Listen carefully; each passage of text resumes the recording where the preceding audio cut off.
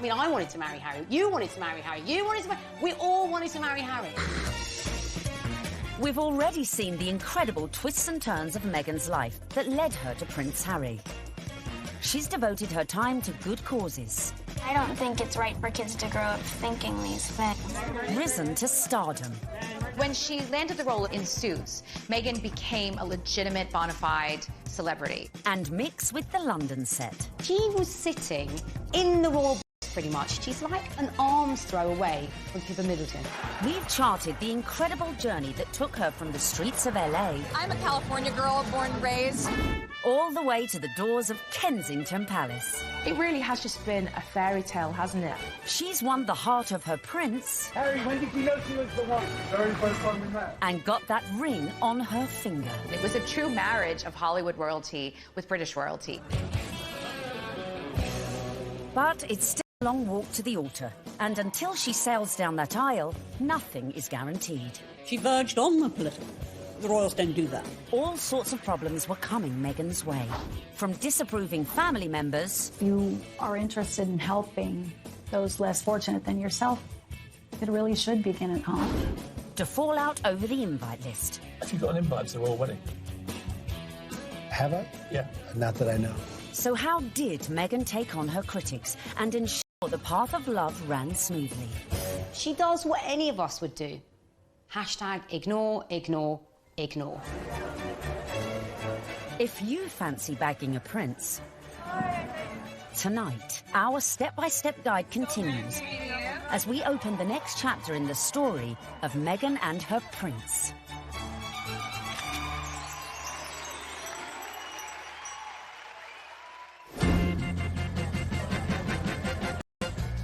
Meghan and Harry were united in their passion for change. And in the months following their engagement, Meghan had thrown herself into charity, winning the hearts of the British public. It was clear from day one that she was like a duck to water. She is absolutely natural at this. Very engaging, very warm, lots of eye contact.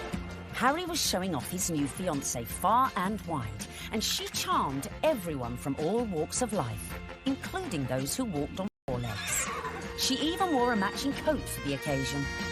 You can see the American effect of Meghan Markle in every single photo call and every single walkabout. When Meghan goes on walkies with Harry, she's hugging people. In Nottingham, the couple visited charities that were close to Harry's mother's heart. You could see the pride in Prince Harry. I mean, it was a joy to watch. While back in London, a visit... Everyone is listening, and I'm in the same room as the royal couple right now. They actually shook my hand. I didn't expect that. I thought, you know, it would just be a distance. They were pretty cool. It was a real nice, good, feel-good factor. They should come more often. They really should.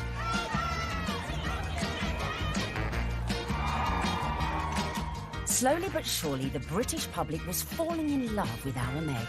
But would this be the case with the in-laws?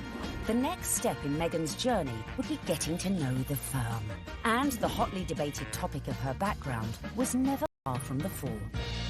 You be Harry, and I'm gonna be the, Queen Elizabeth, since I got this on, right? And you telling me about your girlfriend, okay? Hello, Grandmother, I met this beautiful woman, and she just happens to be mixed race. Step 6 in our guide to bagging a prince is charming the in-laws. One of the things I found really amazing when I was charting this story was just how warmly welcomed Meghan had been into the royal fold right from the early stages. The early meetings with William and Kate and Charles and Camilla, they were very welcoming. And actually the speed at which Meghan was introduced to the Queen was very surprising. When I looked back at Harry's relationship with Chelsea, it was several years before Chelsea was introduced. Queen Cressida, who dated Harry for 2 years, was never introduced to the Queen, but within a matter of mere months of dating her, Harry had Meghan meet the Queen. She's an incredible woman. And the corgis took to you straight away. That's true. In fact, Queenie was so impressed that mere weeks after the couple's engagement, she took the unprecedented move of inviting Meghan to spend Christmas in Norfolk at Sandringham, giving Meg the opportunity for a serious charm offensive. It was a tremendous with convention that the Queen invited Meghan, who was, after all, just a fiancée, to Sandringham, because normally it's just the wives and the husbands of members of the royal family who are allowed there. I was told that the Queen's feeling was this. She's preparing to give everything up for her grandson. Her career, her identity, her nationality, her home in Toronto, everything to be with Harry. And the Queen's feeling was the very least we can do is to make her welcome at Christmas. It does show that the Queen is walking in step with the change of the guard at Buckingham Palace. This would have been a far different Christmas to the one Meghan spent in LA the previous year, with the historic 20,000-acre estate playing host to all sorts of... Had to get a head around quite a few royal family traditions. They open their presents on Christmas Eve. The presents that they exchange aren't what you'd really expect for members of the royal family. They tend to share really jokey presents with one another. In America, you know, things will come beautifully wrapped and be quite extravagant. And this is the other end of the sphere. You're admired if you find somebody's given you an unusual spoon to stir cakes in or an unusual thing to keep your corgis in. Meghan would have to embrace all these funny little customs, and clearly she did. After spending the night in her unfamiliar surroundings, the bride-in-training faced her public in that most royal of festive traditions.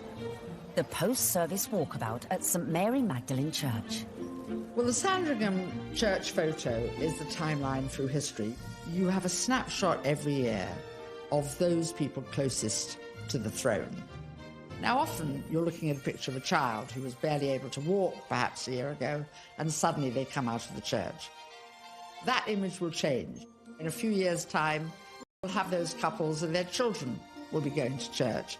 In a few more years' time, and you may not have the older generation. This year, of course, was Meghan's year. The presence of the royal fiancé drew crowds that were even bigger than usual. The world's media was also out in force, but it was a member of the public who would snap the photo that cemented just how much Meghan was in with the younger royal crowd. Unfortunately for all the photographers on the ground, they just didn't quite seem to get a clear shot, and in the end it came down to a member of the public, a lady called Karen Anvil.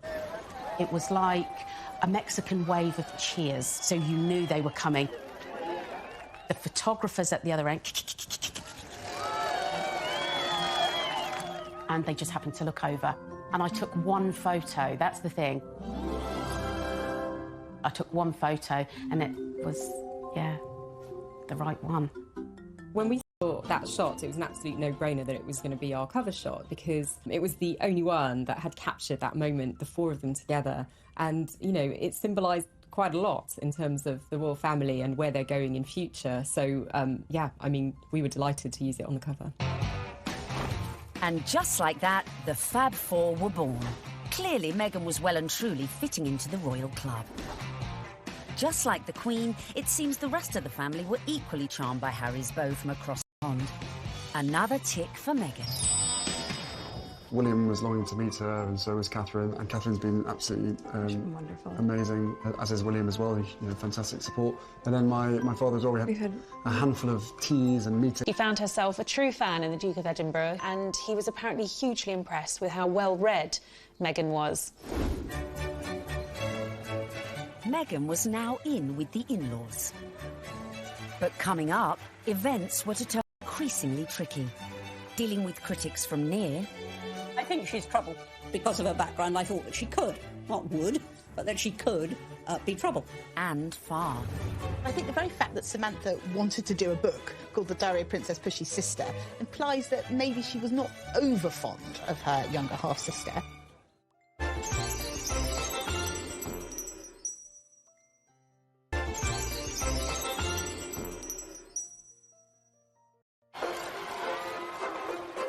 Meghan was proving popular with the in-laws, the friends, and was now conquering the British public. But what to do when you find out not everyone likes you? I don't know about this Meghan Markle. Yeah, she's too confident and self-assured. You see what I mean? This water feature's shit, isn't it? Yeah. Oh my God, I thought I was doing so well.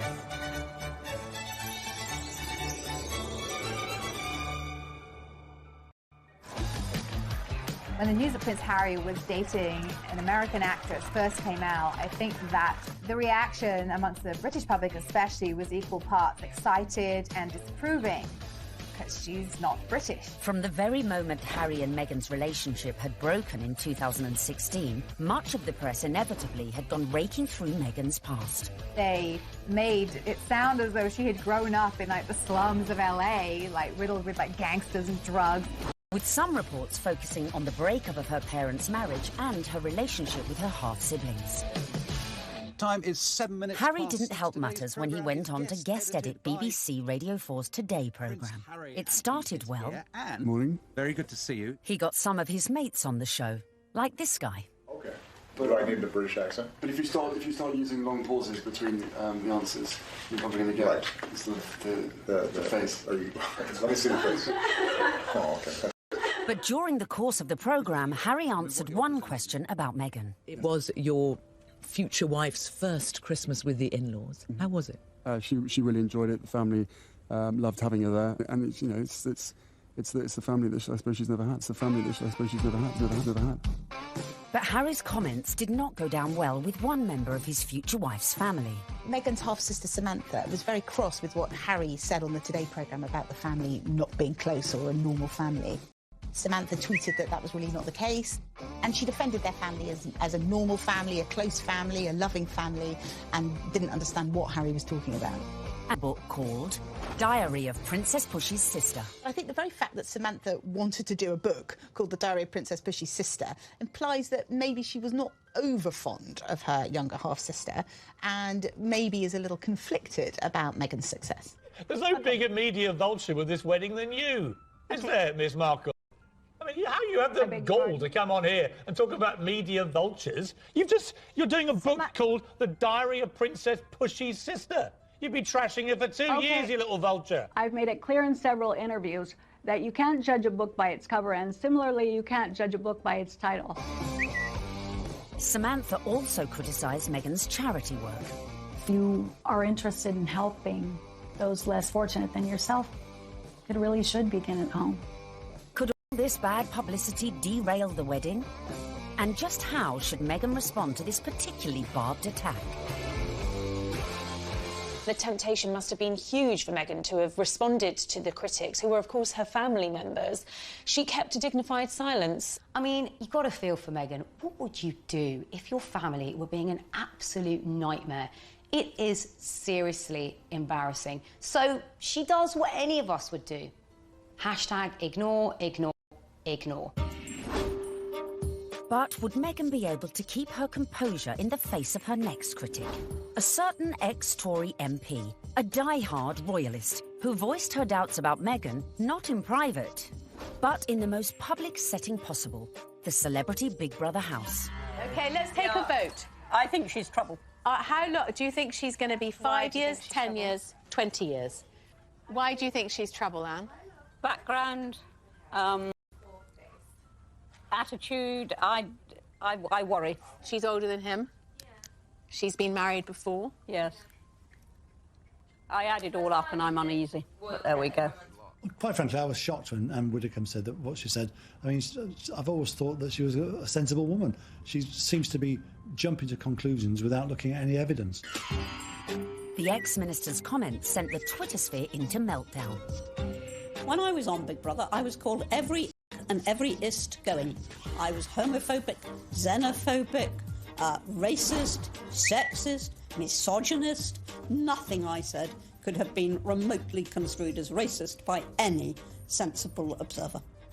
I mean, all I said was I thought that because of her background, and I was thinking of freewheeling Hollywood background, you know, former marriage, all the rest of it, that because of her background, I thought that she could, not would, but that she could be trouble. She had, I think, the older generation's view of this is an outsider, a foreigner coming into a very British world. The thing that all of us have to do is adapt. We're in the here and now. Embrace. But one woman who was not prepared to embrace was Jo Marnie, girlfriend of then UKIP leader Henry Bolton, who sent a series of racist texts. Even then, Meghan kept quiet. The royals' mantra is often put up, shut up. You Can't be seen to always answer back. You do have to put up at points. So actually her approach, maintaining that dignified silence, not justifying or even giving any credence to these claims, some of which were really quite unpleasant, well, it was a very royal approach to things. Look, Meghan is showing the makings of a true princess. You've got to have that decorum. You've got to, on some occasions, actually, you know, keep silent and pick your battles. Even more flack came Meghan's way when she took to the stage with her potential prince, his brother and Kate at the Royal Foundation in February 2018. People say, well, you're helping women find their voices. And I fundamentally disagree with that, because women don't need to find a voice. They have a voice, they need to feel empowered to use it, and people need to be encouraged to listen.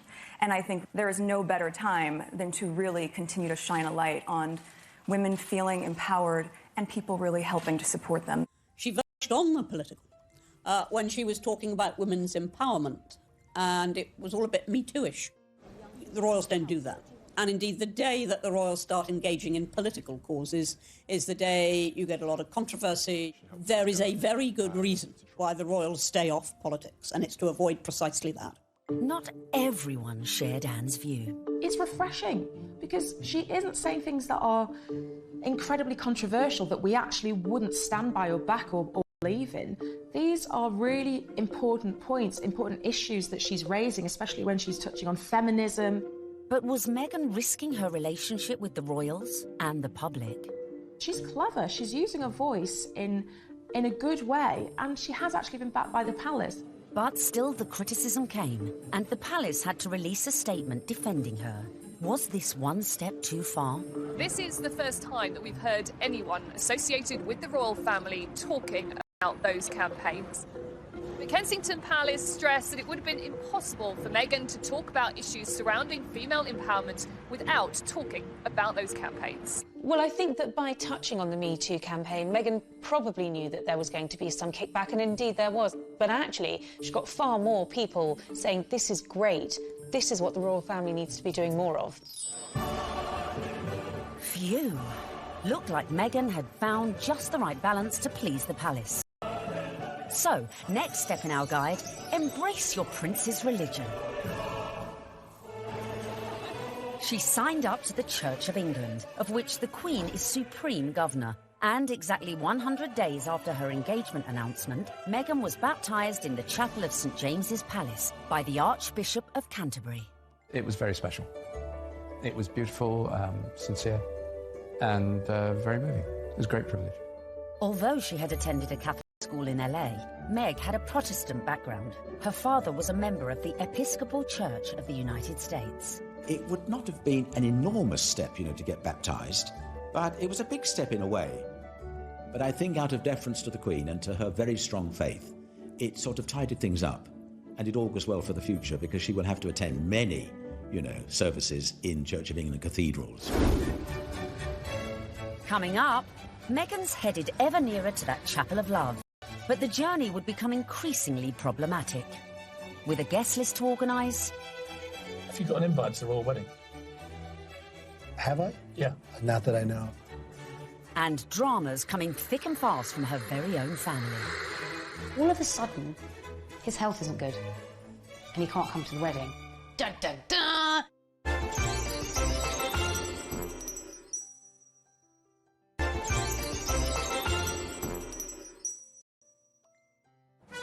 Welcome back, where we find Meghan almost at the final furlong of her romantic journey. But managing your wedding carefully was not to prove so easy for our Meg. First hurdle, the date. The wedding of Prince Harry to Meghan Markle. The date, the 19th of May 2018. Recent royal weddings had all been held on weekdays, but not this one. I think that they thought, we want people to enjoy this, so why not do it on a Saturday? And if you think about most weddings that you and I go to, they're at the weekend. So why wouldn't you follow suit? But there was one reason to avoid that Saturday. It had already been announced as the date of the FA Cup final. As president of the Football Association, Harry's brother Prince William was expected to take his usual place in the royal box at Wembley. And millions more were looking forward to watching the game on TV. I think my wife would probably want to see the wedding, so what I'll probably do, I'll probably leave her on her own, maybe with some of her friends. I'll go somewhere else where like-minded people want to watch the FA Cup final. I would so prefer to watch a royal wedding, not interested in football. Harry and Meghan solved the problem for TV viewers. They announced that their ceremony would begin at noon, several hours earlier than kick-off time. But Wills decided to avoid the fixture clash altogether. Next hurdle, the tricky protocol of who to invite to the royal wedding. Have you got an invite to the royal wedding? Have I? Yeah. Not that I know of. Would you like to go? I want them to be happy. I really want them to be happy. They look like a lovely couple. Meghan Markle did say you were a divisive misogynist. Well, I still hope they're happy. It was a source of quite a lot of amusement for comedians in the US who like to take every opportunity they can to poke fun at him. So Donald Trump is mad because Prince Harry didn't invite him to the wedding, to the royal wedding over there in England. I don't even know why. I don't know why you mad. You shouldn't even be surprised, Donald. Don't nobody like you. The apparent decision to snub the US president may have been a source of jokes for comedians. But according to some sections of the media, it was also a potential embarrassment for the Queen. Could this dash all Meghan's good work? Especially in light of reports that the couple had invited Trump's predecessor, Barack Obama, a friend to them both. But as Harry and Meghan's wedding was a non-state event, that meant the couple could pretty much invite whoever they wanted. This is not a state occasion, this wedding. He can invite his friends and Meghan's friends. He doesn't have to invite Trump. It's as simple as that. So the date was set, the invites were out, the corgis were brushed, and all was looking rosy for the big day, and for Meghan to finally become Mrs. Prince Harry. Until... That week lead up to the wedding was like watching an episode of EastEnders. It was an extraordinary week, completely overshadowed by the debacle over Mr. Markle. We were told that Thomas Markle would be walking his daughter down the aisle. In fact, a story that broke the weekend before in the Mail on Sunday undid all of that. Thomas Markle was revealed to have been staging fake pictures for the press to bolster his image pre-wedding for the reported sum of $100,000. First of all, the pictures are leaked. Her dad is posing for pictures with paparazzi.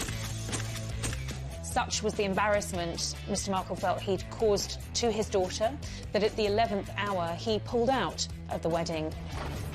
It got so confusing. It was like, is he going to be coming to the wedding? Isn't he? Meghan, I was told, was utterly heartbroken. She said that she forgave him for the photographs and she wanted him there to walk her down the aisle on the big day, and he agreed that he would do it.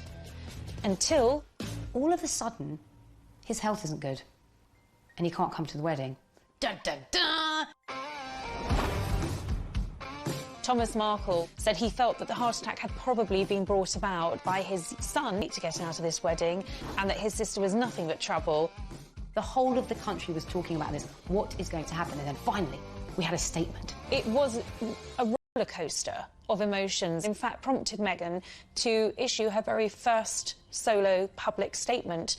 And very tellingly, that statement began with the word sadly. Must have been really difficult, because in the end, you know, it was announced that her father wasn't be coming.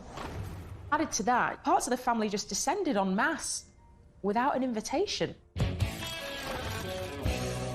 Former sister-in-law Tracy Dooley, that's ex-wife of the half-brother who just trashed Meghan in a letter, jetted into Heathrow with sons Tyler and Thomas, plus a shed-load of baggage, in every sense.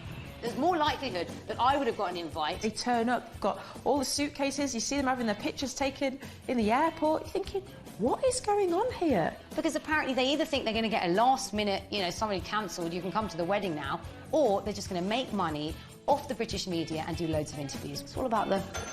Be a pretty exclusive event. Right. So, I mean, if they feel like they like to invite us, we'd be honored, and if not, we're going to be cheering her on and totally supporting her no matter what. And then on top of all of this, Meghan has to find out that her nephew Tyler is growing cannabis and has even called his special batch the Markle Sparkle. I mean, it was just disastrous from start to finish, and I think actually everyone, not just Meghan, was pleased when they packed their bags and went right back to where they came from. Cue an epic sigh of relief at the palace. Despite all these problems, the wedding stayed on track, which brings us nicely to step 11.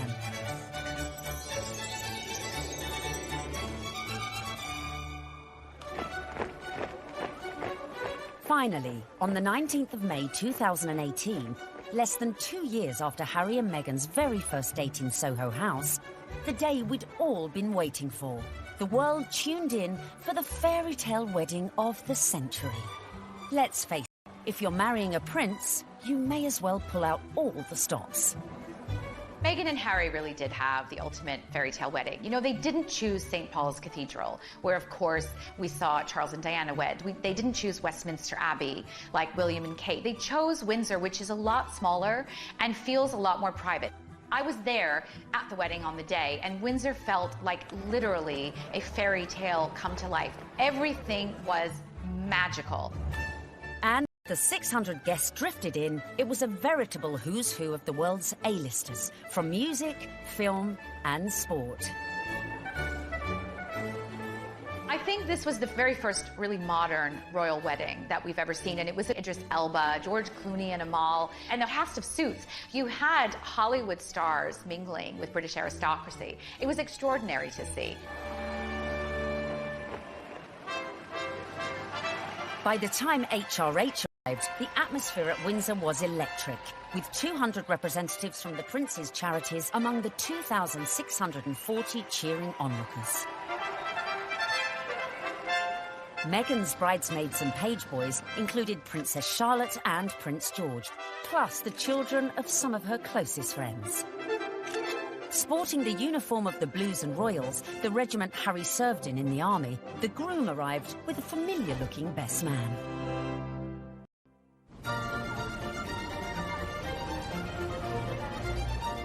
Right on cue, Meghan arrived with Mum Doria in the Queen's Rolls-Royce Phantom 4.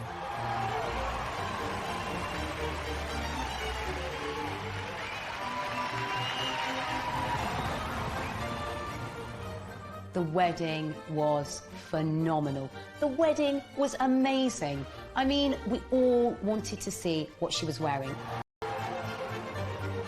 And we weren't disappointed when Meghan stepped out in a Givenchy dress with a veil featuring flora and fauna from 53 Commonwealth countries.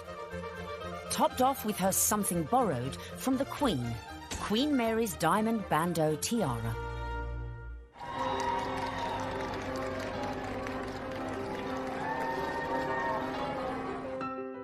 But with an absent father, who would walk Meghan down the aisle? Prince Charles rises to the occasion. Prince Charles walks her down the aisle.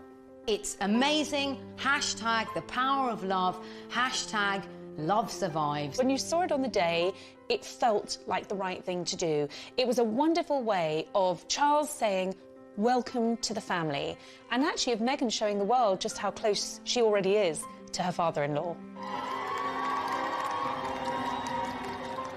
Had successfully won over her in-laws, and here it was on display for all the world to see.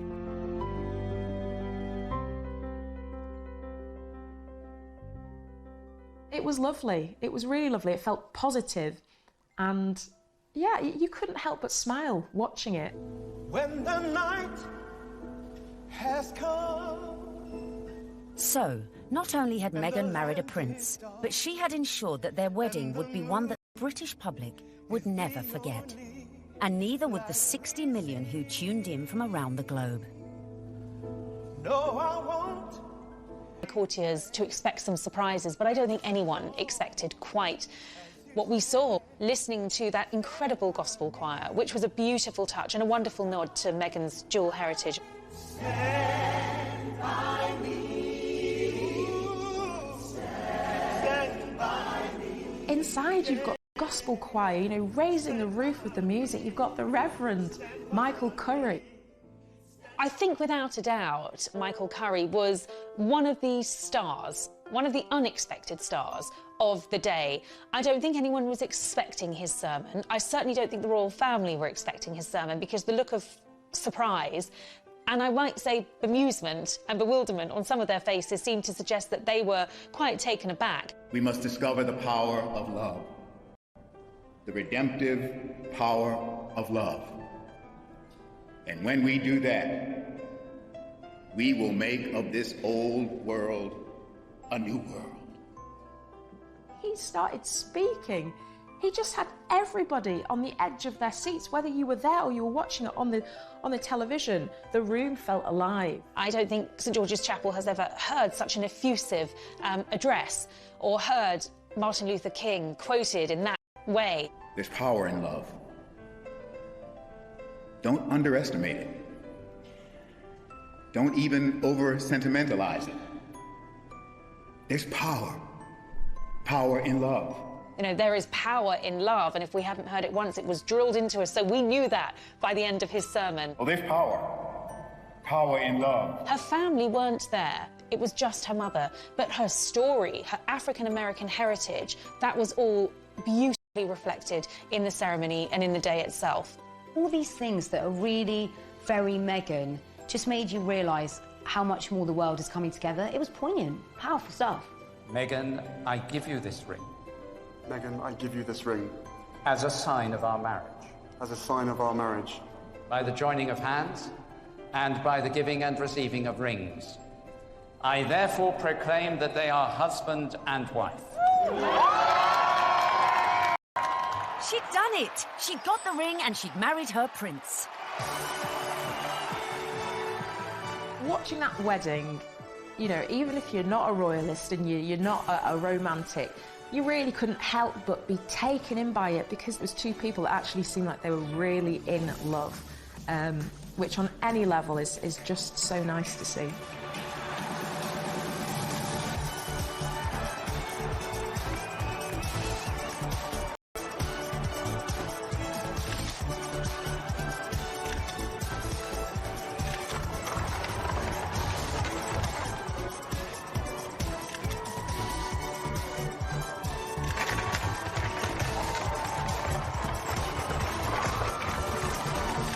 But the party was only just getting started. Serena Williams playing beer pong. I bet she aced it.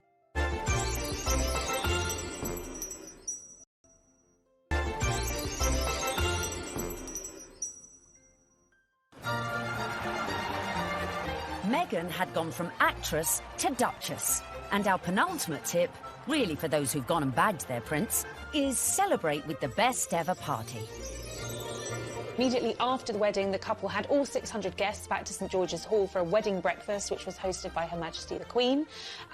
But the real golden ticket to that event was the private evening party, which was hosted at Frogmore that evening by Prince Charles.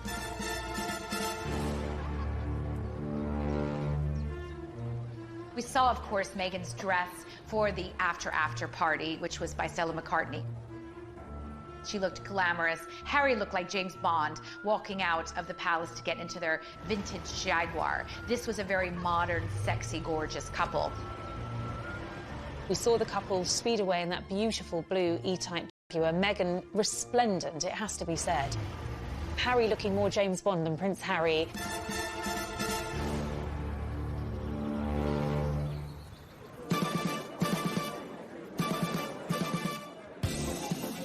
Anyone who was anyone was there, sipping on their When Harry Met Meghan ginger and rum cocktails.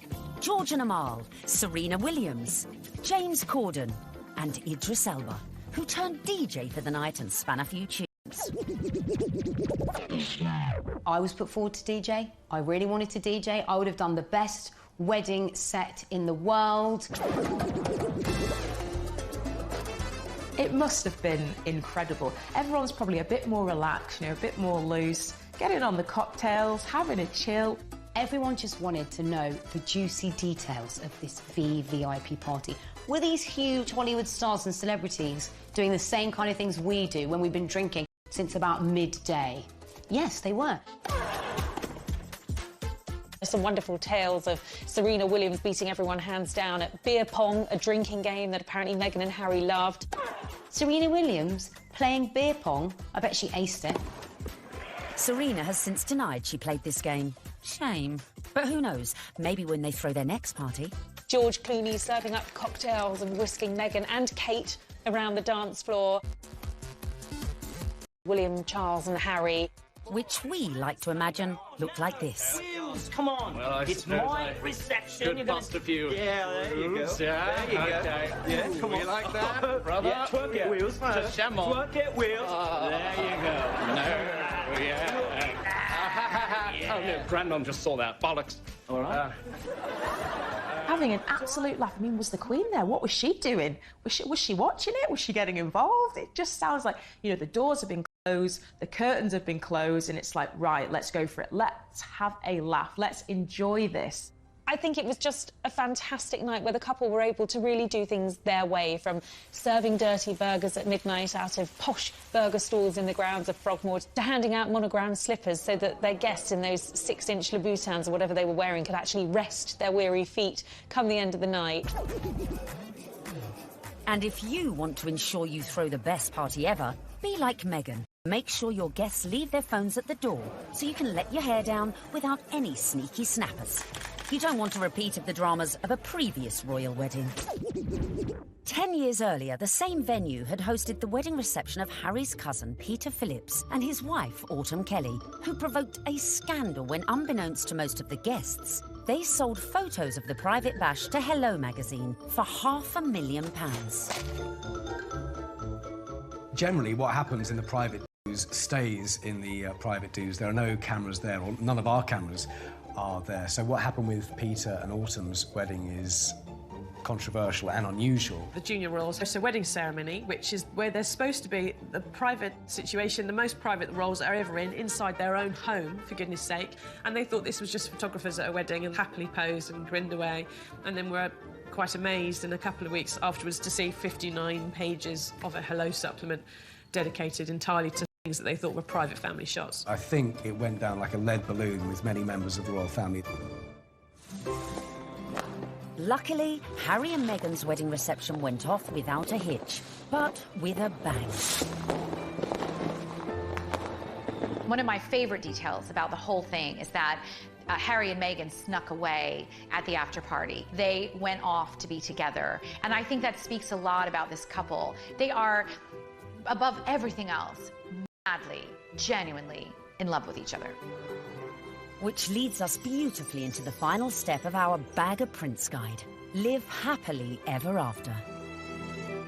What will we see next? I think we will see them both just dive into work. I think there's a feeling about the two of them that they don't want to hang around. They want to get involved with their charities. She seems to be a woman with a mission, and I don't think it'll be. Also are desperate to start a family, and I think it won't be too long before we hear the patter of tiny royal feet. I think that's definitely high up on the agenda.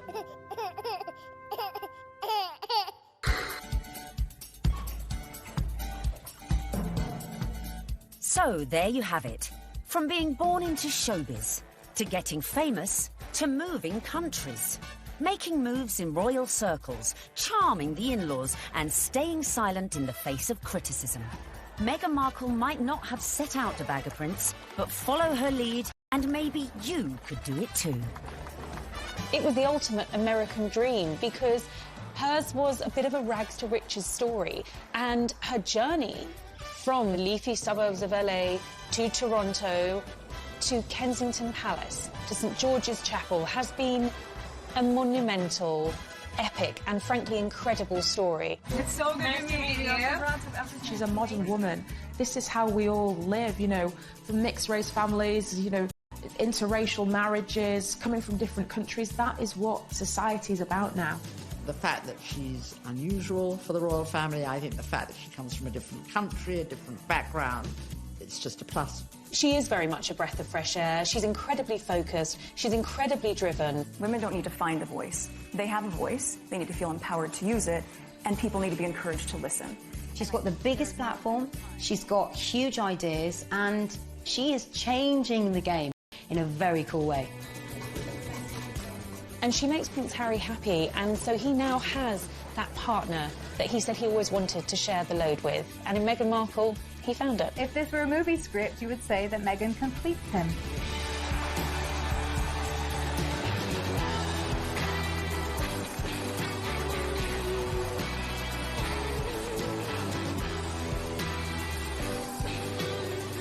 It's an incredible rags to riches story. It's amazing. I'm so jealous.